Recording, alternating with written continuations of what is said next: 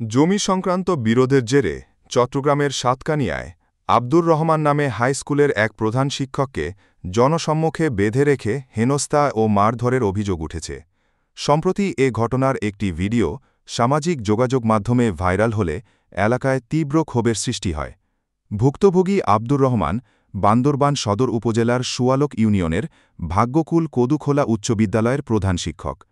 তিনি সাতকানিয়া উপজেলার কেওচিয়া ইউনিয়নের ৩ নম্বর ওয়ার্ডের বুচির পাড়ার বাসিন্দা। আব্দুর রহমান জানান, ঘটনাটি গত শুক্রবার ২৭ জুনের বিকালের। স্থানীয় শামসুল ইসলামের সাথে জমি নিয়ে বিরোধ ছিল তার। ঘটনার দিন আলোচনার জন্য তাকে ডেকে নিয়ে যায় শামসুল। পরে একটি সাদা স্ট্যাম্পে তার সই নিতে চায় তারা। রাজি না হওয়ায় শামসুলের লোকটান প্রকাশ্যে তাকে হেনস্থা করে। এ বিষয়ে এরই মধ্যে থানায় একটি অভিযোগ দায়ের করা হয়েছে বলেও জানান তিনি।